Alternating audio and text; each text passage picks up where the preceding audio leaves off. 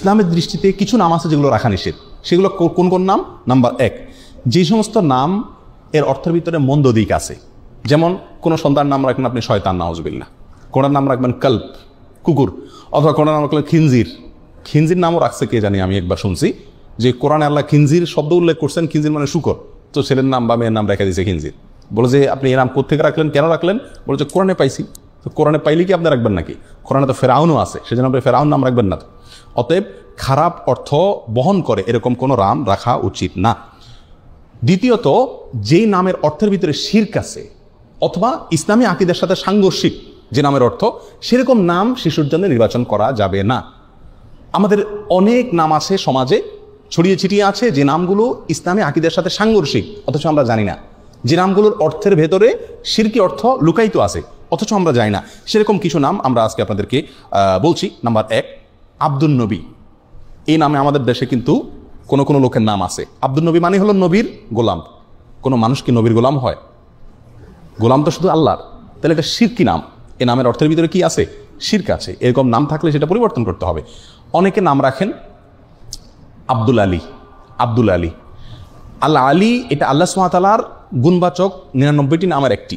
সেই হিসাবে আপনি রাখতে পারেন। আলী মানে হলো উঁচু, মহান, আল্লাহর গোলাম। আলী আল্লাহ তাআলার গুণবাচক নাম, সেই হিসাবে আব্দুল আলী ঠিক আছে। কিন্তু সাধারণত আমাদের সমাজে আলী রাদিয়াল্লাহু তাআলা আনহুর নামে এই ধরনের নাম রাখা হয়ে থাকে।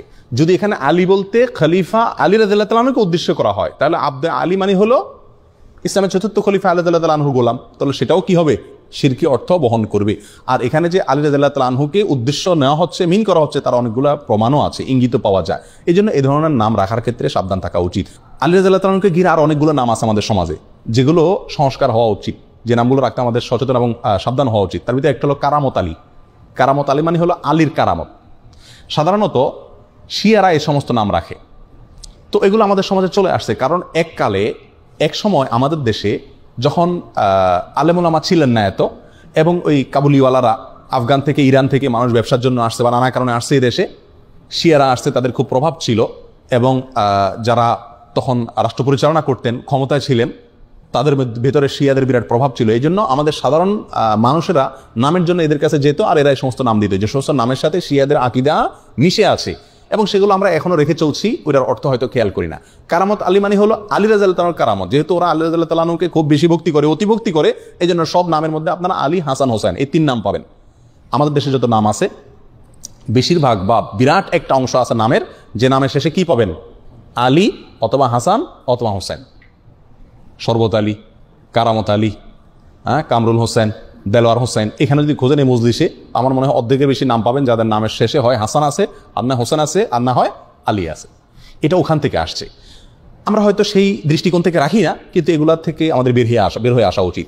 রাসূল আকরাম সাল্লাল্লাহু আলাইহি সাল্লামের প্রতি মহব্বত থেকে তার প্রিয় দৌহিত্র হাসান হোসেনের নামে নাম রাখেন, খুব ভালো কথা।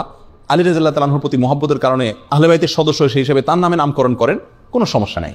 কিন্তু আপনার নামের সঙ্গে এই 3 জন সাহাবীর নাম শুধু লাগাচ্ছেন, কই নামের শেষে আবু বকর লাগান না, ওমর লাগান না, তাহলে শুধু এই 3 জনের নাম কেন লাগাচ্ছেন? বোঝা গেল এগুলোর পেছনে শিয়াদের বদ আকীদা এবং দুর্বসন্ধিমূলক চিন্তা এবং দৃষ্টিভঙ্গি রয়ে গেছে, আর সেটাই আমাদের সমাজে এখনো বলবৎ আছে। বিধায় এগুলো রাখতে আমাদের একটু সচেতন হওয়া উচিত। অনেকে নাম রাখেন রহমত আলী। রহমত আলী, রহমত আলী মানে আলীর রহমত। রহমত হবে আল্লাহর। ওই যে বললাম, এখানে আলী যদি আল্লাহর গুণবাচক নাম উদ্দেশ্য হয় তাহলে ঠিক আছে, কিন্তু সেটা হওয়ার সম্ভাবনা কম। অনেকে নাম রাখেন ফজলে আলী। ফজলে আলী মানেও কি? আলীর দয়া। তো এটাও মানে যদি আলী রাদিয়াল্লাহু তাআলা মিন হয় এখানে উদ্দেশ্য হয়, তাহলে এটাও ঠিক হয় না। অনেকে নাম রাখেন গাউসুল আজম। অনেকে আব্দুল কাদের জিলানী রাহমাতুল্লাহ আলাইহিকে বলে কি? গাউসুল আজম। গাউসুল আজম মানে হলো সবচেয়ে বড় সাহায্যকারী, রক্ষাকারী। যিনি সবচেয়ে বড় রক্ষাকারী তো আল্লাহ সুবহানাহু ওয়া তাআলা। এটা কোনো মানুষকে বলা যায় না, অতএব এটাও শিরকি নাম। এর নামের অর্থের ভিতরে শিরক আছে। অনেকে নাম রাখেন নবী। আমার পরিচিত গ্রামের ভিতরে একজন আছে, তার নাম হলো নবী। অনেকের নাম রাখেন নূর নবী। নূর নবী মানে নবীর নূর। এই সমস্ত নামগুলো একেবারেই অনর্থক এবং অশুদ্ধ নাম। অনেকে নাম রাখেন রাসূল আমিন। আমার দেশে কোনো কোনো লোকের নাম আছে কি? রাসূল আমিন। রাসূলুন আমিন, এটা আমাদের রাসূল আকরাম সাল্লাল্লাহু আলাইহি ওয়াসাল্লামের একটা বৈশিষ্ট্য, যে তিনি আমানতদার রাসূল। এখন আপনি আপনার ছেলের নাম রাখলেন রাসূল আমিন, এটা খাটে না, একেবারেই অশুদ্ধ একটি নাম। অনেকে নাম রাখেন রসুলুল্লাহ। আমি দেখছি রসুলুল্লাহ নামের লোক আমাদের দেশে। রসুলুল্লাহ মানে কি? আল্লাহ রসুল। তো কীভাবে আল্লাহ রসুল হলো? এটা তো একেবারেই অশুদ্ধ একটা নাম। কথা বুঝে আসছে?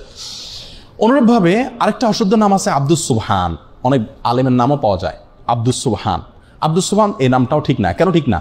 কারণ আব্দুন যোগ করে নাম রাখা যাবে আল্লাহর 99টা নামের শুরুতে, আল্লাহর 99টি গুণবাচক নামের শুরুতে আব্দুন যোগ করে আপনি কি করতে হবে? রাখতে হবে। কারণ আল্লাহর নামগুলো নির্ধারিত। আল্লাহর জন্য কোনো মন গড়া নাম আপনি আমি নির্ধারণ করার সুযোগ নাই।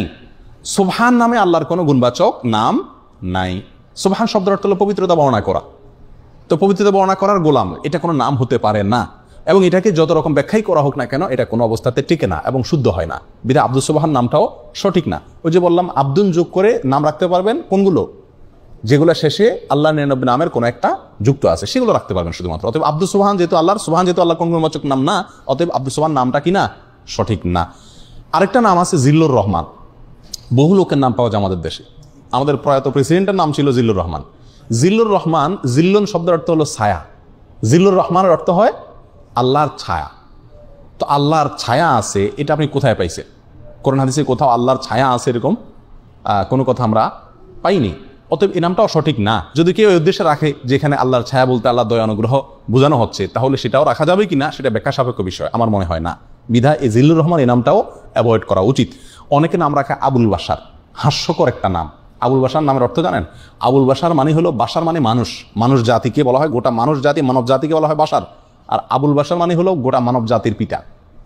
এটা তো আদম আলাইহিসসালাম। আবুল বাশার কে? আদম আলাইহিসসালাম। এখন আপনি আপনার ছেলের নাম রাখছেন আবুল বাশার। এখনো একটা ছেলেই জন্ম দিতে পারে না, সে কিভাবে গোটা মানব জাতির পিতা হয়? অতএব এটাও ভুল নাম। অনুরূপভাবে নামের ক্ষেত্রে আরেকটা ভুল আছে, সেটা হলো অনেক সাহাবীদের নাম এবং টাইটেল উপাধি যেটা, এই দুইটাকে একসাথ করে আমরা নাম রাখি, এটা চরম ভুল। যেমন ওমর ফারুক, বহু লোকের নাম আছে না? ওমর একজন সাহাবীর নাম, ইসলামের দ্বিতীয় খলিফার নাম। আপনি ওনার প্রতি মহব্বত রেখে, ওনার প্রতি মহব্বতের কারণে আপনার ছেলের নাম ওমর রাখলেন, একটা শিশুর নাম ওমর রাখলেন, ঠিক আছে রাখেন, কিন্তু তার নাম ওমর ফারুক রাখা ঠিক না।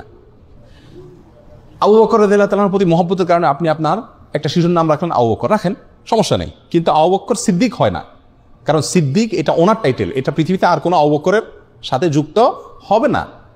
আপনি ওসমান রাখলেন, সাথে গনি রাখেন। আমাদের দেশে বেশিরভাগ লোক দেখেন না, ওসমান রাখলে অবশ্যই সাথে কি আছে?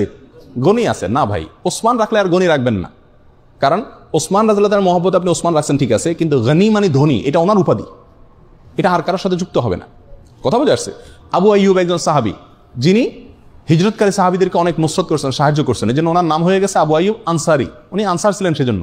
এখন আপনি আপনার ছেলের নাম রাখলেন আবু আইয়ুব আনসারী, সে আনসার কবে হলো? কথা বোঝা যাচ্ছে? অনুরূপভাবে বহু সাহাবায়ে কেরামের বিশেষ বিশেষ কিছু টাইটেল আছে, এই টাইটেলগুলো কারণ নাম হতে পারে না। আমি যদি একটা এক্সাম্পল দিই বিষয়টা পরিষ্কার হবে। যেমন মোহাম্মদ, এ নামে নাম রাখা যায় কি যায় না? মোহাম্মদ নাম রাখা যাবে, সহিহ মুসলিম হাদিসে আসছে। এখন আপনি যদি মোহাম্মদ সাল্লাল্লাহু আলাইহি সাল্লামের যে একটা টাইটেল ছিল, নামের পর একটা টাইটেল, সেটা কি? মুহাম্মাদুর রাসূলুল্লাহ। এখন আপনি যদি আপনার সন্তানের নাম রাখেন মোহাম্মদ রাসূলুল্লাহ, খাটবে? আপনার সন্তান কি আল্লাহ রসুল মোহাম্মদ? না, এটা তো অন্য মোহাম্মদ। আরও সহজ হবে, পরিষ্কার হবে আমাদের দেশের এক্সাম্পল দিলে।